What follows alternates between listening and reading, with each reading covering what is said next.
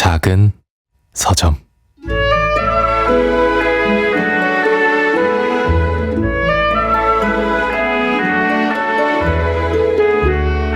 뉴햄프셔주의 작은 마을로 이사한 지 얼마 안 돼요.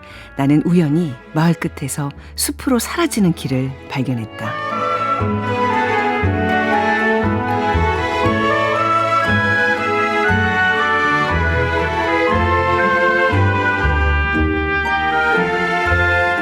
안녕하세요. 아나운서 최현정입니다. 빌 브라이슨의 걸작 나를 부르는 숲 첫 문장으로 작은 서점 문 열었습니다. 작가는 자신의 동네에서 우연히 숲으로 이어지는 길을 발견하고 그 길이 애팔레치아 트레일에 이른다는 것을 알게 됩니다. 그래서 미국 조지아주에서 메인주까지 이어지는 3,500km에 달하는 대장정의 길을 나서게 되는데요. 세계에서 가장 유머러스한 여행작가 빌 브라이슨, 오늘 아주 기대가 되는데요. 더 자세한 이야기는 최민석의 불타는 문학에서 들어보고요. 작은 서점 크루들의 특별한 큐레이션, 오늘 이 책부터 만나보겠습니다.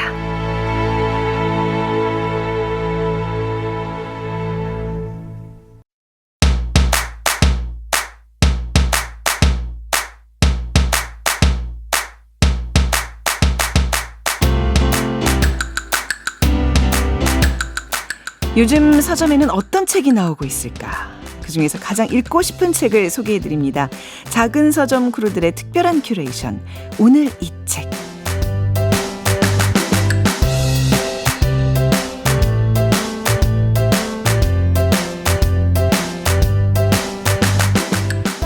교보문고 온라인 서점 구한회 MD님 모셨습니다. 안녕하세요. 안녕하세요. 구한회 MD입니다. 네. 지난번 한강 작가 책도 그렇고 장강명 우리 작가님 책도 소개해 주셨고 어느 것보다 빠르게 따끈따끈한 신작들을 이렇게 소개해주고 계시는데 반응들도 다 좋고요. 네. 네. MD가 약간 기자님과 비슷한 점이 있는데 네. 단독, 그러니까 빨리빨리 이런 걸 좋아해요. 그래서 네. 이 먼저 온 미래는 소개가 많이 되겠구나 싶어서 제가 가장 빨리 소개하고 싶어서 좀 네. 서둘러서 가져왔었던 책입니다. 그러니까 굉장히 느긋하실 것 같은 어떤 말투와 외모가 있으신데 굉장히 의외로 민첩하신 면이 있으신 것 같아요. KBS 1라디오 시사 라디오를 많이 들어서 민첩함이 많이 좀 커진 것 같습니다. 좋습니다. 네. 저희야 너무 감사하죠. 제일 따끈따끈한 뭔가 제일 이렇게 고민하는 순간 그 책을 집어 들고 오셔서 저희한테 먼저 알려주시는 거잖아요. 너무 감사합니다. 자, 여름에 어울리는 소설책을 오늘 갖고 오셨다고요? 네, 오늘은 일본 미스터리 분야 책을 가지고 왔습니다. 네. 아오사키 유고라는 작가가 쓴 소설 지뢰 글리코이고요. 일본 현지에서는 2023년 11월에 나왔고 예. 우리나라에는 지난 6월에 번역 출간되었습니다. 제가 중요하게 본 책인데요. 네. 이런 책이 나오면은 저는 한 줄 카피를 쓰거든요. 네. 네, 이 책에 대해서는 미스터리 팬들이 올해 가장 기다려온 책이라고 썼습니다. 책을 좀 더 팔아보려고 과장을 한 건 절대로 아닙니다. 네. 네. 우선 일본에서 엄청난 화제를 모았던 책이고요. 굉장히 유명세가 우리나라까지 알려져서 네. 국내 미스터리 팬들도 기대를 굉장히 많이 했어요. 네. 그래서 저도 일단 나오자마자 바로 읽고 좀 주변에 이거 한번 읽어봐라 이렇게 예. 추천을 많이 하고 있습니다. 그래도 뭔가 이런 한 줄 카피를 한 줄 평을 쓰실 때는 조금은 더 이렇게 자극적으로 하는 면이 있잖아요. 근데 진짜 올해 가장 기다려온 책? 미스터리 팬들이 진짜 가장 기다릴 만한 그런 책? 네. 그 정도 급입니까? 적어도 상반기만 놓고 보면은 그렇습니다. 어느덧 상반기가 지났는데 네네. 하반기에 또 어떤 책이 나올지는 모르지만 네. 상반기만 놓고 보면 가장 좀 좋은 의미에서 충격적인 책이 아닐까 이렇게 생각을 하고 있습니다. 그만큼 믿고 봐도 된다는 뜻이고 지금 얼핏 책을 보니까 좀 두께가 있네요, 생각보다는. 네, 근데 시간 가는 줄 모르고 이 두께를 독파를 하게 되죠. 네. 책 소개 좀 더 해주세요. 이 책이 얼마나 이렇게 믿고 읽을 만한 책이냐 하면은 네. 상을 굉장히 많이 받았습니다. 일본이 미스터리 소설 그리고 추리 소설의 강국이거든요. 예. 그래서 훌륭한 미스터리 책을 뽑는 문학상 랭킹도 굉장히 많아요. 그런데 이 책은 몇 개를 받았냐면 무려 10관왕을 차지한 약간 역대급 작품입니다. 네. 어떤 상을 받았냐 하면요. 본격 미스터리 베스트 10 1위, 네. 주간 문춘 미스터리 베스트 10 1위, 이 미스터리가 대단하다 1위, 미스터리가 읽고 싶다 1위. 여기까지가 잠깐 이게 네. 상들 이름이에요? 그러니까 네네. 뭔가 분야가 되게 많네요. 일본은. 방금 말씀드린 4개가 네. 일본의 4대 미스터리 랭킹이에요. 이 미스터리가 대단하다. 근데 미스터리가 아직, 읽고 네. 싶다. 이런 분야가 있다는 게 너무 재밌네요. 그만큼 추리 소설을 다변화돼서 추천을 하고 있거든요. 네네. 근데 아직 그 반도 못 읽었고요. 예. 나머지로는 본격 미스터리 대상, 일본 추리작가 협회상, 야마모토 슈고로상, 이이다상. 잠깐 숨 좀 돌리고 네. 해야 될 것 같은데요. 네. 그리고 끝으로 MRC 대상, SI 모임 미스터리 베스트 10 1위까지 10개의 상을 싹쓸이했습니다. 와, 아니 저는 지금 우리 구 MD님 얘기를 들으면서 이 상들 많이 받았다는 것도 대단하지만 이런 많은 분야들에 있어서 그 순위를 매긴다는 게 굉장히 일본의 어떤 출판계 이 분위기가 부러운데요. 특히 장르 소설이잖아요. 미스터리 네. 소설을 하면은 국내에서는 약간 주목을 좀 일반 소설에 비해서는 순수 문학에 비해서는 덜 받는 편이 있는데 네. 그렇게 전폭적으로 랭킹이 이렇게 매겨지고 평가가 이루어진다는 게 약간 부럽기도 하죠. 그러니까요. 네. 근데 역대 일본 그 미스터리 소설 중에서 이렇게 상을 많이 받은 책이 있었나요? 제 기억에는 없었던 것 같습니다. 네. 몇 년 전에 흑례성이라는 작품이 구관왕을 차지한 적이 있는데요. 그때보다도 하나가 더 많고요. 물론 그런데 상이 상대적인 거거든요. 네. 만약에 그 해에 다른 작품들이 약간 좋은 작품이 없었고 좀 약했다. 그러면 한 작품이 독식을 할 수도 있겠지만 그렇죠. 어쨌든 10관왕은 굉장한 일이어서요. 일본 출판계에서 그만큼 높이 평가한 작품이라고 할 수 있습니다.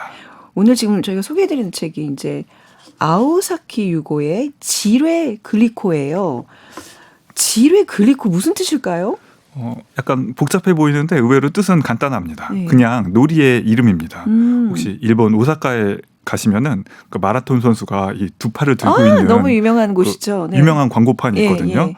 네, 그게 글리코라는 과자 회사의 광고이거든요. 네. 근데 일본에서는 계단에서 가위바위보를 하면서 이렇게 올라가는 놀이 있잖아요. 네. 그거를 글리코 놀이라고 부른다고 합니다. 오. 계단에서 가위바위보를 해서 네. 주먹으로 이기면 글리코라고 외치면서 3계단을 오르고요. 네. 가위나 보자기로 이기면은 6계단을 올라가는 것이 규칙입니다.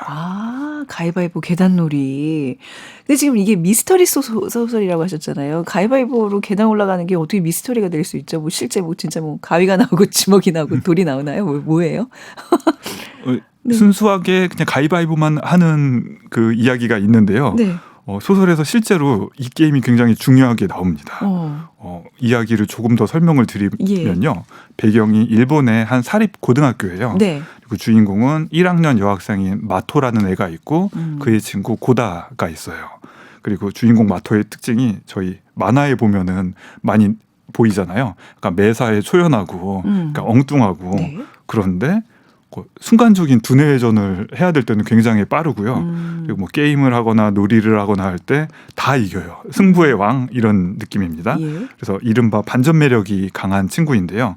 근데 이 주인공 마토가 이 지뢰 글리코라는 책에서 5번의 게임을 합니다. 그게 각각의 하나씩 이야기로 구성이 되어서 5개의 단편이 수록이 된 거죠. 그래서 어떤 놀이를 하냐면요. 네. 방금 말씀드린 가위바위보도 2판 하고요. 네. 그리고 포커 같은 카드 게임도 하고 무궁화 꽃이 피었습니다도 합니다. 우리의 그 무궁화 꽃이 피었을 네. 때 그 놀이를요? 맞습니다. 오. 그래서 그 부분 좀 익숙하게 읽을 수 있고 네. 그런데 첫 번째 판이 지뢰 글리코 게임이에요. 예. 그래서 그 첫 번째 단편의 제목을 그대로 책 제목으로 가져다 쓴 경우입니다. 근데 그냥 글리코 놀이가 아니라 지금 앞에 지뢰가 붙잖아요. 지뢰 글리코라고 지금 제목이. 지뢰가 왜 붙는 거예요? 5판의 게임에 공통점이 있는데요. 첫 번째는 모두 친숙하거나 우리가 잘 알고 있는 게임이라는 거고요. 다음으로는 게임마다 하나씩 변형 규칙이 붙어 있습니다. 네. 이 부분이 쫄깃하게 만드는 부분인데요. 지뢰 글리코의 변형 규칙은 지뢰 심기입니다. 작품에서는 총 45개의 계단을 먼저 올라가야 승리를 하거든요. 네. 그런데 참가자가 각각 3개씩 특정 계단에다가 여기 지뢰, 저기 지뢰, 또 저기 지뢰 이렇게 지뢰를 심어 놓을 수 있어요. 예. 그 어디에 심어 놓았다 하는 거를 심판에게 전달을 하거든요. 심판에게. 네. 근데 상대방이 내가 심어 놓은 지뢰의 위치를 밟으면은 10계단을 내려가야 됩니다. 네. 아니 근데 지금 그러니까 뭐 마냥 다 이기면 좋은 게 아니라 이제 많은 그 규칙들이 많은 변형된 규칙들이 지금 있어요. 근데 이게 굉장히 그 치밀하게 막 두뇌 싸움하고 뭐 이런 류의 게임인가요? 맞습니다. 게다가 설명드린 것처럼 예. 이 게임은 한 계단, 두 계단 올라가는 건 아니고요. 네. 세 계단씩 올라가거든요. 세 네. 계단이나 여섯 계단씩. 네. 그러다가 한 번에 후 떨어질 수도 있고. 그렇죠. 네. 그래서 아무데나 지뢰를 막 심으면 되는 건 아니고 확률을 치밀하게 계산을 해야 됩니다. 아, 그런가요? 예를 들면은 뭐 3의 배수가 아닌 뭐 네. 10번째 계단에다가 이런 데는 지뢰를 놓을 필요가 없겠죠. 그 상대방이 밟을 확률이 거의 없으니까. 아, 그렇군요. 그래서 짧은 시간 안에 네. 가위바위보라는 굉장히 단순해 보이는 게임인데 머리를 굉장히 치밀하게 써야 됩니다. 네. 그런데 지레글리코가 첫 번째 판이라고 말씀드렸잖아요. 이건 비교적 수싸움이 단순한 편입니다. 뒤로 갈수록 게임이 복잡해지거든요. 그런데 주인공이 승부 천재라고 말씀을 드렸는데 네. 항상 임기응변을 굉장히 놀랍게 이렇게 발휘를 하고요. 게다가 상대의 전략을 짧은 시간에도 정확하게 간파를 해요. 네, 네. 그래서 어떨 때는 약간 읽다가 소름이 싹 끼칠 그럴 정도입니다. 저는 이렇게 막 왜 두뇌 게임하고 이런 프로그램들 잘 안 봐요. 왜냐하면 혹시 내가 이해를 못하면 너무 자괴감에 빠질까 봐. 근데 혹시 이것도 뭐 숫자나 이런 게 좀 약하거나 이해를 못하거나 이런 사람들이 읽어도 이해가 되는. 저도 그걸 되게 걱정했거든요. 네네. 근데 여기서 조금만 더 어려우면 하차할 것 같은데 그 선을 굉장히 잘 지켜요. 아, 다행이다. 그래도 저도 끝까지 이렇게 이해를 하고 혹시 이해는 안 되더라도 충분히 예. 재미있게 따라가면서 그래요? 책을 즐길 수 있었습니다. 네. 근데 지금 이 게임 규칙 얘기를 좀 하시면서 갑자기 드는 생각이 오징어 게임 왜 이번에도 시즌 3가 나왔잖아요. 뭐 네. 약간 요즘 그런 게임들이 유행인가 봐요. 출판사에서도 그 카피를 좀 쓰고 있고요. 신기하게도 두 작품이 비슷한 시기에 공개가 되었거든요. 예. 함께 즐겨보셔도 좋겠고요. 그래서 지레글리코, 오징어 게임, 그리고 만화 중에 도박묵시록 카이지라고 있거든요. 네. 그리고 방금 말씀드린 두뇌 싸움을 하는 예능 서바이벌 프로그램도 요즘 굉장히 많이 나와요. 그런 거를 두뇌 배틀이라고 하거든요. 네. 네, 잘 만들기만 하면 굉장히 흥행이 보장되는 장르입니다. 그렇죠. 그리고 또 유독 그런 장르 좋아하시는 분들 있잖아요. 네. 그리고 역사적으로도 인류가 네. 이야기를 즐길 때 가장 확 끌리는 테마가 승부 아니면 로맨스라고 하더라고요. 아, 그래요. 네. 그래서 지레글리코는 이 중에서 승부의 재미를 정말 최고의 수준까지 끌어올린 작품입니다. 네, 저는 승부와 로맨스 중에서 승부는 아예 관심이 없어요. 네. 근데 사실 이게 지금 미스터리라 그랬어요, 장르가. 네. 근데 지금 얘기하는 거 보니까 그냥 재밌는 게임인데 오징어 게임에서 사실 게임하다 죽잖아요. 네, 그건 스포일러 아니겠죠? 네, 네, 그러면 여기서는 지레글리코에서는 아이들이 다치거나 이런 건 아니에요, 혹시? 아무도 다치지도 않고 다행이다. 죽지도 않습니다. 그나마 다행이네요. 네. 약간 깜짝 놀라게 하는 부분은 있는데 약간 폭력적인 내용도 없고 그래서 미스터리 소설하면 떠오르는 잔혹함, 선정성 이런 건 없고요. 남녀노소 모두 편하게 즐길 수 있다. 이 점이 최고의 추천 요소입니다. 실제 지뢰는 없고요. 네. 그러니까 소리만 납니다. 근데 이제 소설에서 왜가 중요하잖아요. 아이들이 이 게임을 벌이는 이유는 무엇인가요? 5판의 이야기가 모두 배경이 다릅니다. 근데 첫 번째 판에서는요, 학교 축제를 벌이는데 옥상 자리를 어떤 서클이 차지를 할 것인가 이거를 놓고 게임을 하는 겁니다. 주인공의 친구는 카레를 팔고 싶어 해요. 축제에서. 근데 카레가 냄새가 나잖아요. 네네. 그러니까 옥상에서 맘 놓고 팔고 싶은 거고, 그런데 학생회에서는 카페를 열고 싶어 하거든요. 예. 그래서 이긴 쪽이 옥상을 쓰자 이러고 승부를 하는 겁니다. 이게 재밌네요. 풋풋하네요. 네. 그렇죠? 학원 청춘물 느낌도 나고, 네. 게임이 이제 5판이라 그랬는데 이야기도 이제 5개란 얘기잖아요. 그러면 혹시 아무 이야기나 중간에 이렇게 골라서 읽어도 이해가 되는 건가요? 쭉 연결이 돼 있는 건가요? 아무거나 보셔도 일단 이해는 되긴 하거든요. 예. 근데 가능한 한 처음부터 순서대로 보는 것이 좋습니다. 네. 우선 뒤로 갈수록 게임의 판이 커져요. 첫 번째 판은 학생회 간부랑 싸웠는데 네. 세 번째 판은 학생 회장이 등장을 하거든요. 그리고 네 번째에는 다른 학교로 원정을 가요. 그리고 주인공의 서사도 약간 뒤로 갈수록 더 분명해집니다. 네. 특히 이 주인공이 매사에 힘들어하고 초연한데 꼭 5번째 마지막 판만은 꼭 이기고 싶어 하거든요. 읽다 보면 정말 그 이유가 궁금해집니다. 여기서는 안 알려드리고요. 꼭 한번 봐보시기를 바라고. 소설이 마치 네. 계단처럼 한 계단, 두 계단 흥미도가 조금씩 올라갑니다. 네. 그래서 한번 그 이야기의 순서대로 차례대로 즐기시는 것을 추천해 드립니다. 네. 무려 이제 10개 상을 탄 화제작 지레 클리코. 이 책을 통해서 이 작가 아오사키 유고 작가가 말하고자 하는 건 뭘까요? 작가가 전하고자 한 메시지는 예. 충격적으로도 없습니다. 네. 예를 들면 네. 뭐 저도 처음에는 읽으면서 5판의 게임을 통해서 경쟁이 너무 심화됐으니까 네. 오늘의 교육 현실은 뭐 잘못됐다 이렇게 비판을 한다거나 뭐 사회의 모순을 꼬집는다 뭐 이런 주제 의식이 있지 않을까 생각을 했거든요. 네네. 네, 작가가 강조한 건 딱 하나 재미밖에 없습니다. 그래요. 오직 독자가 재미를 느끼기만을 바라면서 굉장히 총력을 기울여서 썼다고 합니다. 뭔가 좀 메시지나 뭐 또 감동을 주려는 그 강박이 느껴지면 좀 불편할 때가 있어요. 책을 읽을 때. 그러니까 그런 거 없이 정말 재미 하나만큼은 보장된 확실한 작품이다. 이런 말씀이네요. 네, 저도 책을 많이 보고 소개를 하는데 네. 책 좋아하시는 분들이 왠지 좋은 책이라고 하면 진지하고 깊이 있고 교훈이 있어야 된다 이렇게 생각하시기도 하거든요. 네. 물론 그런 책이 많죠. 저도 많이 소개를 해드렸고요.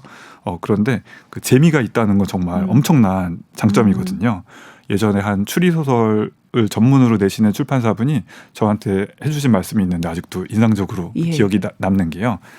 최고의 힐링은 재미다. 라고 이야기를 하셨어요. 네. 그래서 아직도 꼭 그 기회가 될 때마다 남들에게 들려주고 있는 말인데 이 지레 글리코도 굉장히 재미있고 그런데 불쾌한 재미, 뭐 꺼림직한 재미가 아니라 네. 순수한 재미라는 점에서 적극 추천하기 좋은 책입니다. 그렇군요. 우리가 책 읽고 어렸을 때부터 독후감 쓰던 버릇이 있어서 뭔가 거기서 의미를 이렇게 찾으려는 그런 것들을 많이 훈련받잖아요. 근데 이 책은 진짜 참 재미있었습니다. 한 줄만 써도 충분히 독후감이 되는 그런 책이군요. 저자가 그 독후감을 보면 정말 좋아할 겁니다. 네.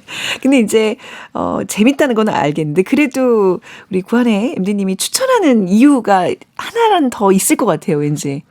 네. 우정을 소중하게 그린다는 점이 정말 좋았습니다. 네. 말 그대로 문자 그대로 억만금을 준다고 해도 예. 바꾸지 않는 친구를 아끼는 마음이 굉장히 감동적으로 다가옵니다. 네. 재미만 있다고 했는데 감동까지 있네요. 말씀을 감동이 드려버렸고요. 있네요. 네. 그리고 이 책의 매력이 추천사가 정말 훌륭하게 표현을 하고 있거든요. 한번 읽어보겠습니다. 그 익숙한 게임, 변형된 규칙, 그리고 허점을 노려 승리하는 여고생, 전략과 전술은 물론 수일기의 심리전까지 모두가 엔터테인먼트 속에 절묘하게 녹아들어 있다. 소설을 즐기는 독자든 게임을 즐기는 유저든 누구나 즐길 만한 신의 한 수 같은 작품이다. 저도 오늘은 약간 게임같이 마무리해보려고 하는데요. 방금 읽어드린 추천사를 누가 썼는지 혹시 예상이 되시나요? 그걸 제가 어떻게 알아요? 힌트 나갑니다. 네. 제가 6월에 소개한 책에서 중요하게 다른 인물이고요. 6월에요. 네. 또 하나의 힌트는 이 추천사에 신의 한 수, 수일기라는 말이 들어갔잖아요. 여기서 한번 떠올려 보실 수 있겠습니다. 불과 몇 주 전에 지난주였나? 그 신의 한수 그 이세돌 구단 이잖아요, 그죠? 맞습니다. 네, 정답입니다. 네, 그 먼저 온 미래. 잘하시는데요. 네. 네. 그 장강명 작가 책에서 나왔던 건가요? 헷갈리네요.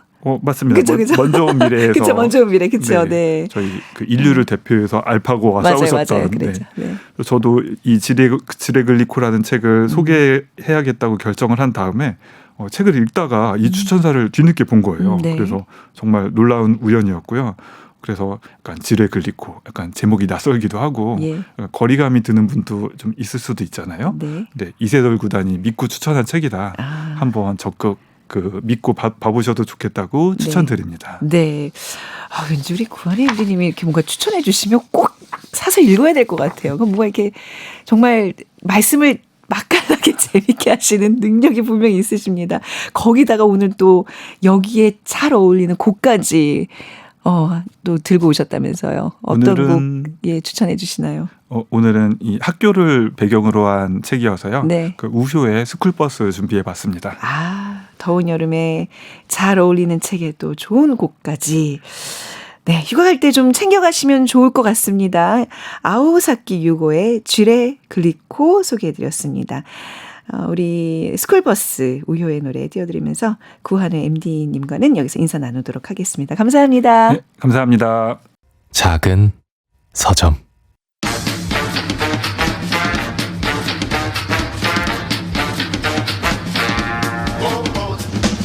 최민석의 불타는 문학.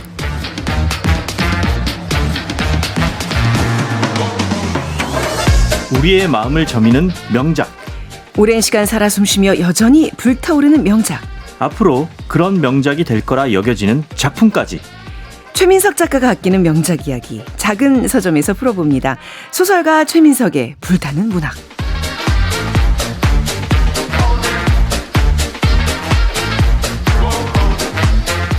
네, 소설가 최민석 작가님과 함께합니다. 어서 오세요.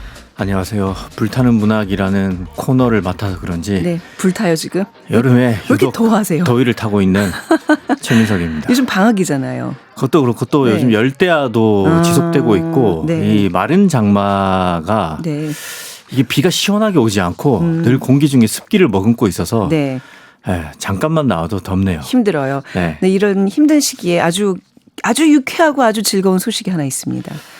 전 사실 깜짝 놀라는 소식이었어요. 왜 깜짝 놀라셨죠? 아니, 전에 우리가 같이 봤던 빛과 물질에 관한 이론 저자 앤드루 포터, 네. 우리 최민석 작가님이 소개해 주셨잖아요. 네.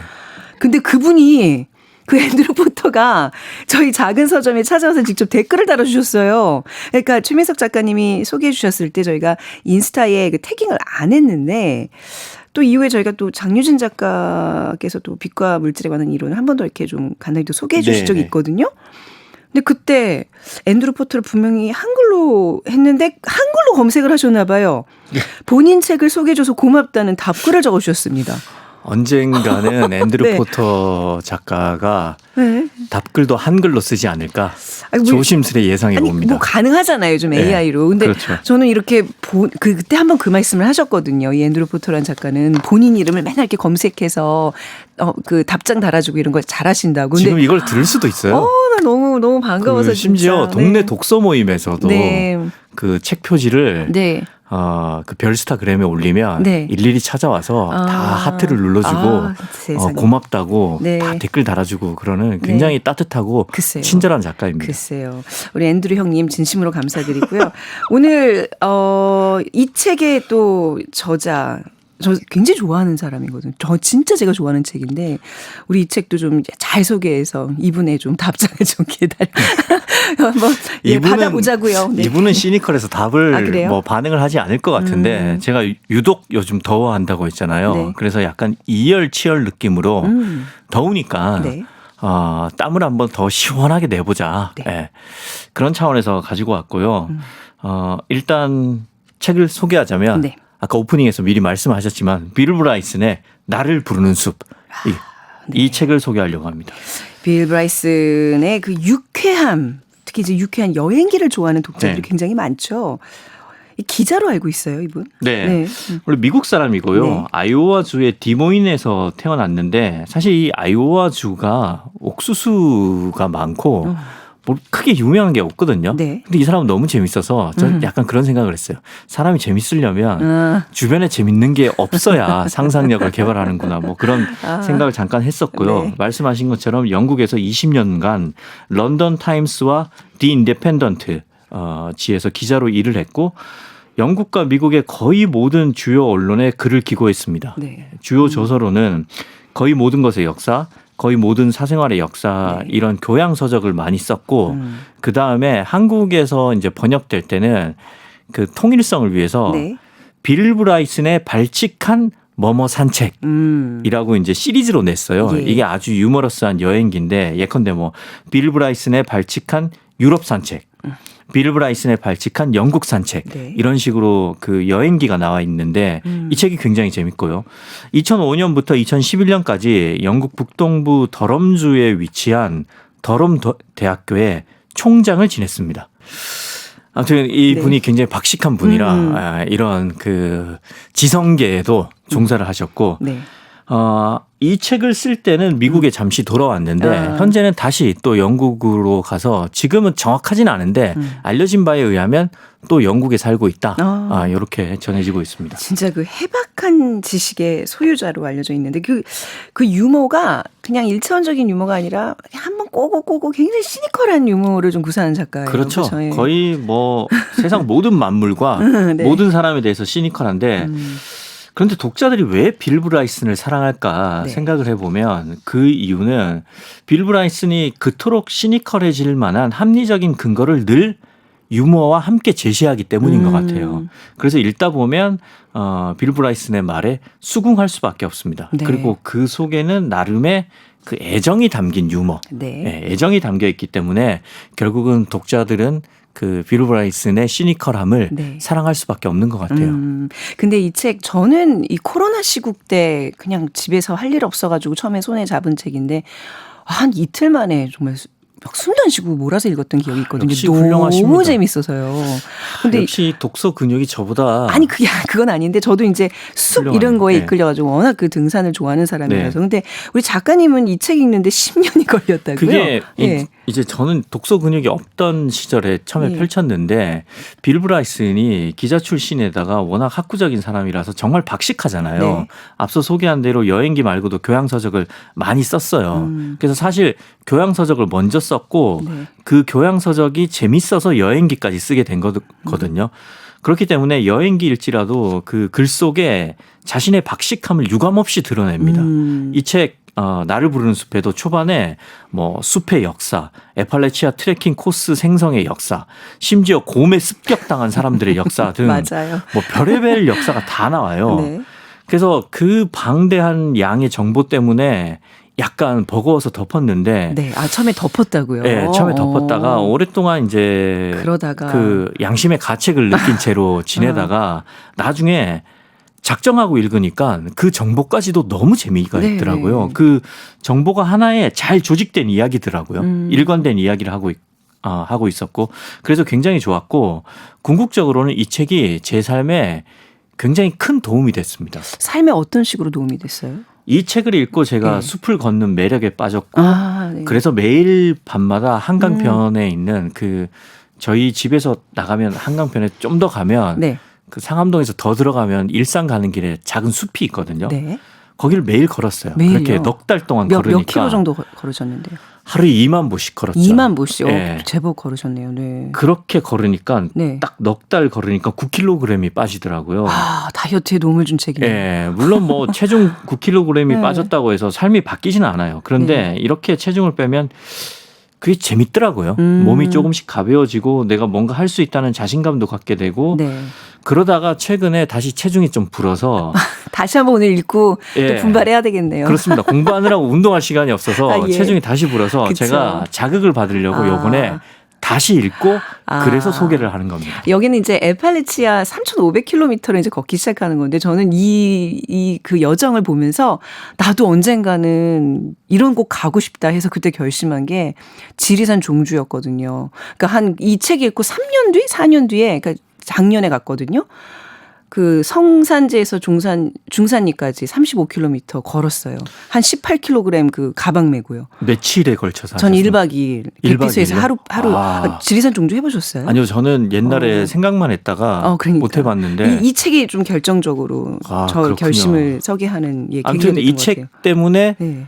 한 명은 지리산 종주를 했고 한 사람은 한 9kg 명은 뺐고. 한강을 매일 걷고 아무튼 굉장히 네. 빌 브라이슨은 전혀 이런 의도가 없었겠지만 그 어떤 자기계발서보다 네. 그러니까. 사람을 더욱더 움직이게 하는 실천하게 하는 맞습니다. 문학입니다. 네.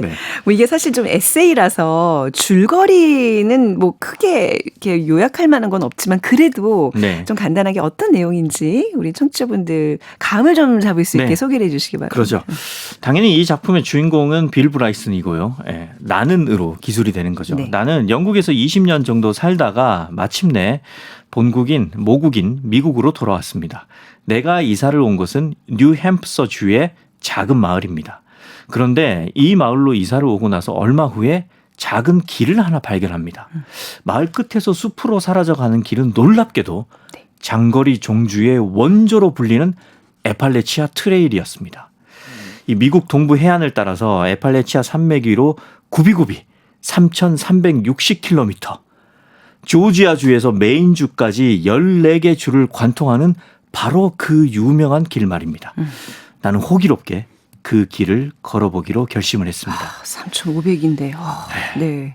그런데 자세히 알아볼수록 네. 트레킹 코스에는 진짜 수많은 위험이 도사리고 있었습니다. 방울뱀부터 곰과 늑대, 뭐 각종 뭐 전염병, 네. 그리고 피사를 당하는 일까지 있다는 것을 알게 되니 동행을 구하지 않을 수 없었습니다. 네, 네. 그래서 지인들한테 동행을 구한다고 편지를 다 보냈는데 아무도 답장을 안 합니다.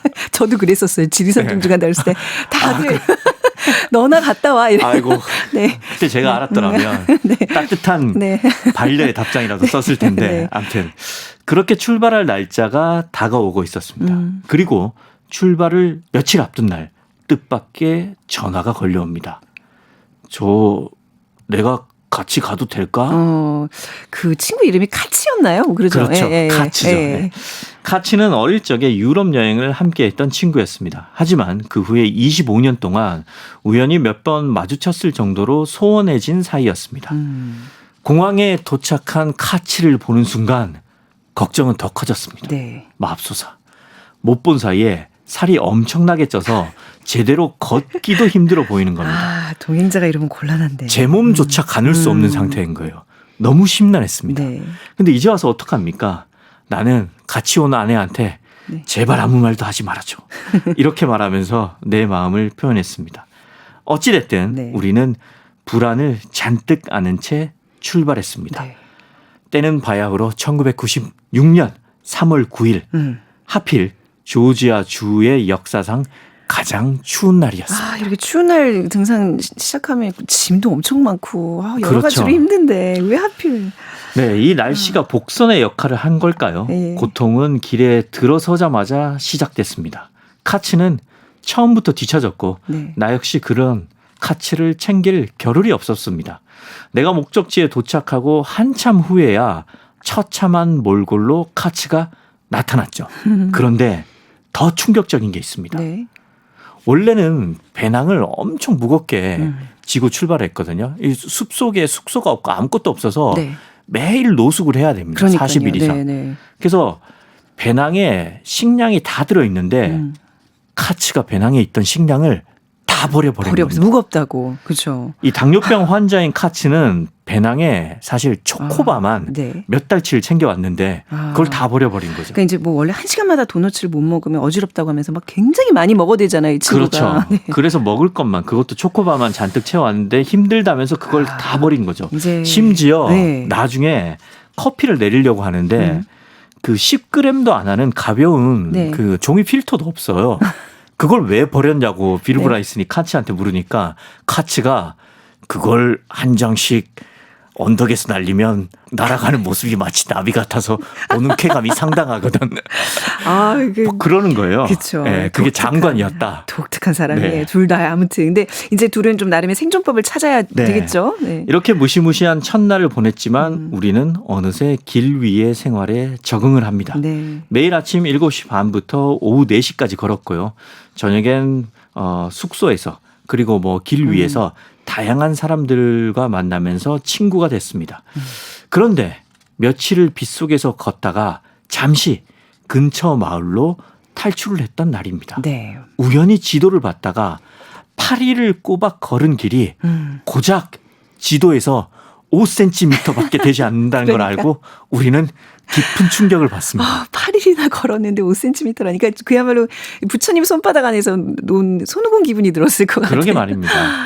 아, 그런 기분이 네. 뭐 어느 정도 들었겠죠. 네. 하지만 빌 브라이스는 손오공이 아니었습니다. 손오공이 아니었다. 무슨 말이냐면 네. 그는 어쩐지 해방감을 느꼈습니다. 어차피 이 길을 다 걸을 수 없다면 네. 다 건너뛰어도 되지 않을까?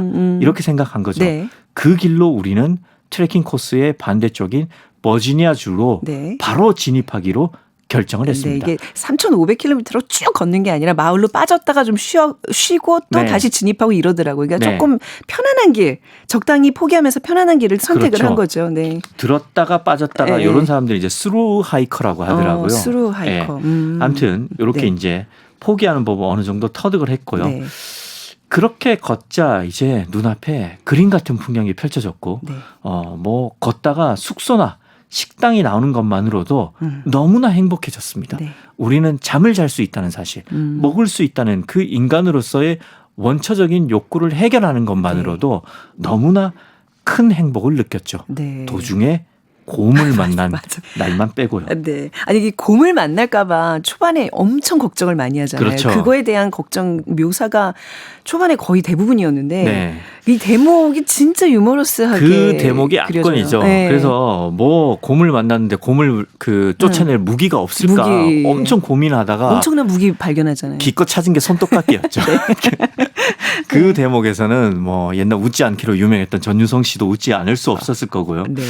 아무튼 그렇게 네. 죄송합니다. 네. 예정된 6주 반의 시간이 지나고 우리는 각자 일 때문에 집으로 돌아가야 했습니다. 카츠와 나는 곧 다시 트레킹을 이어가기로 약속을 했죠. 네. 그리고 4개월 후에 우리는 실제로 다시 걸었습니다. 네. 그런데 며칠 만에 포기를 했죠. 네, 저희 포기하는 대목이 좀 웃겼는데 아유 잘했다라는 생각이 들더라고요. 좀 짠하고 감동적이기도 네, 했었어요. 네. 예, 삶의 진리를 가르쳐 준 것 같아서 왜 그랬냐면 이 둘이 다시 돌아오니까 네. 처음과 같은 마음일 수가 없었던 거예요. 네네. 그래서 내가 굉장히 아쉬워하는데 나는 이제 초심을 잃었다고 생각을 하죠. 그때 사고뭉치인 카츠가 대단한 철학자처럼 이렇게 말합니다. 내가 아는 한 말이야. 나는 에팔레치아 트레일을 걸었어. 눈 속에서도 뜨거운 태양 아래서도 남부에서도 북부에서도 발에 피가 나도록 걸었어. 그때 나는 그 말을 듣고 코웃음을 쳤지만 몇 번의 계절을 보내는 동안 깨닫게 되었습니다. 많은 구간을 걷지 않았어도 우리는 분명 에팔레치아 트레일을 걸었다는 것을요. 네. 종주를 완벽하게 다 하지는 못했지만 나 걸었어. 나 그렇죠. 걸어본 사람이야. 그렇죠. 근데 사실 이 카츠와 이 빌 브라이슨이 집 앞에 그 길이 있다는 거 외에도 손자들한테 자랑하려고 하지 않았나요? 저 약간 너무 오래전에 읽어가지고 그 자랑하려고 하는 마음도 그쵸, 있었고, 그랬었죠. 예, 뭐 아무튼 그 욕구야 다양한 거고 이 책의 엔딩에서 적어도 나는 걸었다라는 네. 문장이 되게 감동을 주는데 네. 사실 비슷한 류의 뭐 이렇게 이제 유머러스한 결은 아니지만 무라카미 하루키의 달리기를 말할 때 내가 하고 싶은 이야기라는 그 달리기 에세이가 있거든요. 네. 근데 거기서 무라카미 하루키가 마라톤 한 얘기를 쓰는데 세계 각국을 다니면서 마라톤을 그 풀코스를 하루키가 뭐 20번 넘게 완주를 했을 거예요. 네. 근데 자기의 기록이 그렇게 좋지는 않다. 그러나 적어도 나는 마라톤 완주를 하는 동안 단 한 번도 걷지는 않았다. 나는 매번 뛰었다라고 얘기를 하거든요.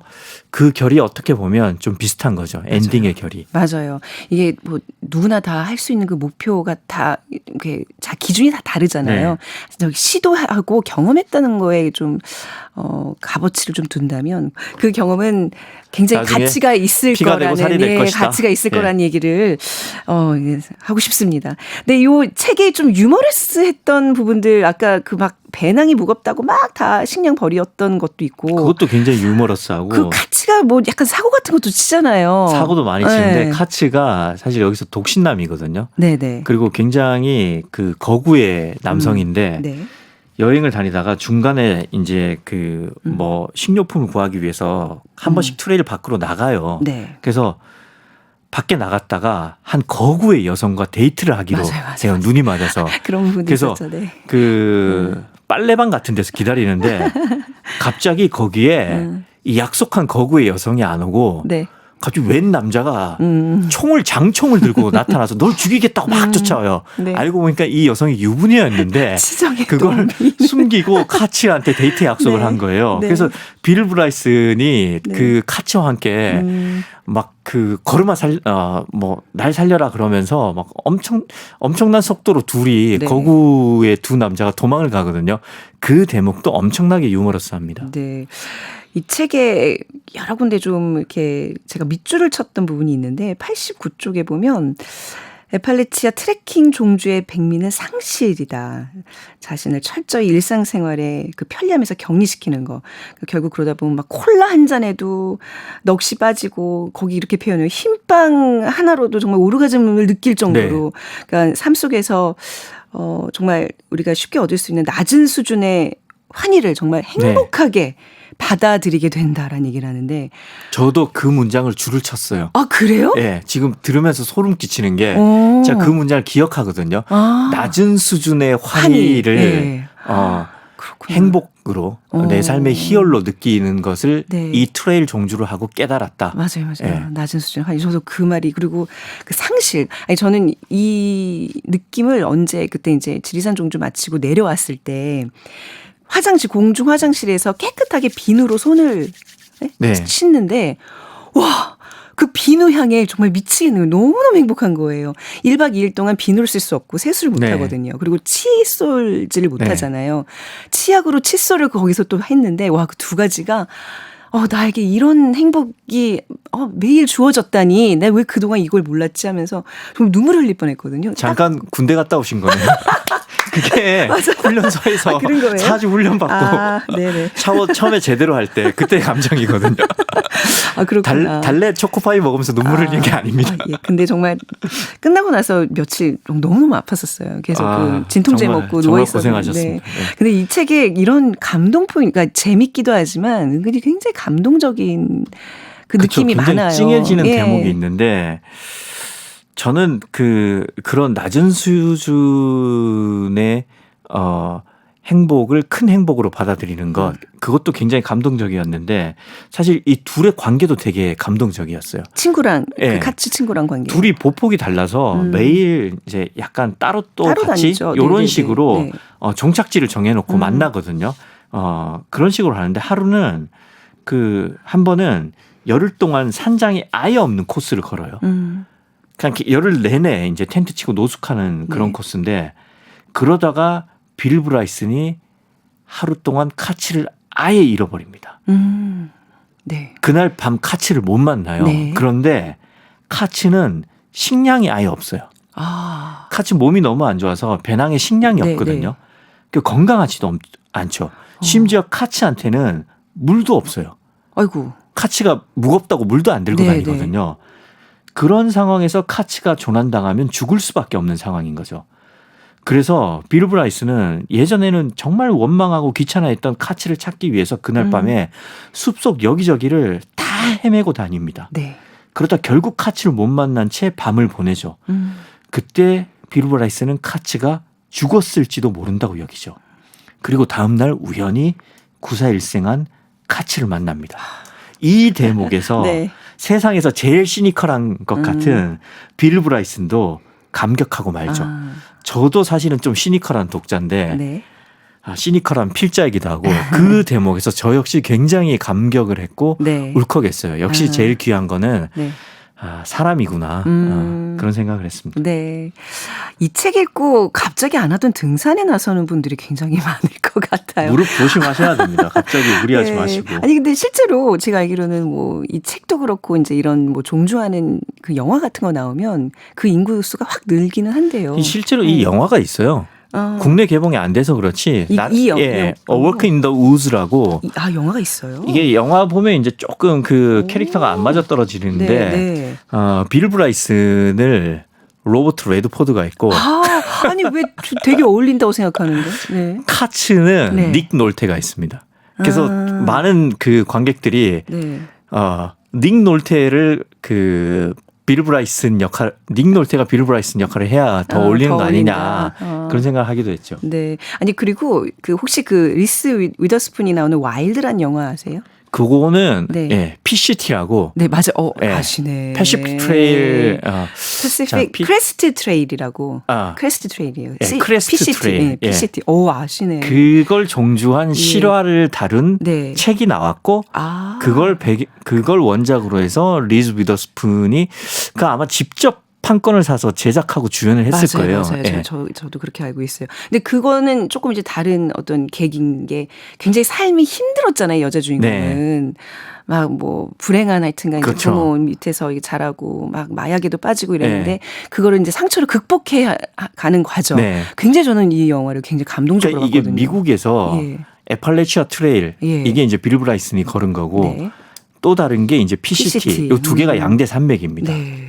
그 트래커들 사이에서 그래서 하나는 뭐랄까 삶의 고통을 극복하는 과정이고 하나는 굉장히 유머러스한 네. 버전인 거죠. 네. 아니 이 영화도 꼭 한번 보셨으면 좋겠어요. 저도 계속 이렇게 좀 게을러질 때마다 이런 책이나 영화를 보면 다시 또 산을 찾게 되거든요. 네.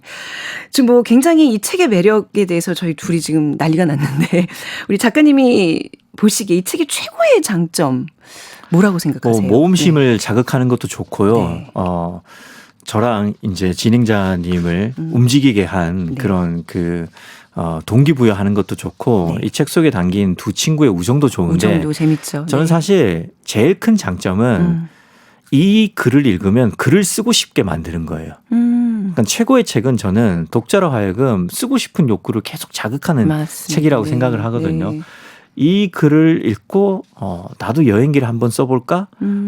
나도 내 등산 일기를 한번 써볼까?라고 생각하시는 분들이 꽤 있더라고요. 네네. 그래서 그런 측면에서 이 책의 가장 큰 장점은 읽는 재미도 상당하지만 네. 쓰는 재미까지 알려주는 책이다. 아, 그렇게 생각을 합니다. 보통 산에 가면 그 정상석 가서 사진 하나 찍는 그 기록으로 다 대체하거든요. 네. 근데 지금 말씀하시는 것을 들으면서 제가 국립공원들 다니는 지금 프로젝트를 하고 있는데 저도 뭔가 이렇게 기록을 좀 해야 되겠어요. 근데 글 솜씨가 없어가지고.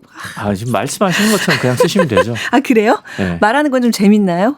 쓸만해요? 훌륭합니다. 글자로 적으면 괜찮아. 읽을만 할까요? 당연하죠. 그리고 그 삶이 재밌으면 네. 문장력이 필요 없습니다. 그래요? 최고의 글은 네. 그 문체가 아니라 그냥 삶 자체죠. 네. 용기를 주셔서 감사합니다. 캐릭터 자체가 네. 재밌으니까. 저는 하여튼 즐겁게 살려고 굉장히 노력하거든요. 네. 유머 되게 좋아하고요. 그래서 제가 최민석 작가님 좋아하잖아요. 부끄럽습니다. 네네.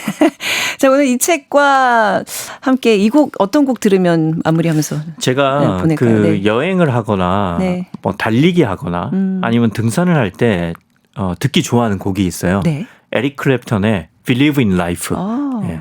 뭔가 출발할 때 산뜻한 기분을 줍니다. 네. 그래서 이 곡 골라왔습니다. 알겠습니다. 오늘 빌 브라이슨의 나를 부르는 숲 함께 하셨습니다. 궁금하신 분들 꼭 책을 읽어보시면 좋겠습니다. 최민석의 불타는 문화 저희는 다음 주에 다시 인사드리겠습니다. 자, 오늘 끝곡 Believe in Life 에릭 클랩턴의 노래 들으면서 저는 인사드릴게요. 구호 한번 외치셔야죠. 파이어 네. 고맙습니다. 고맙습니다.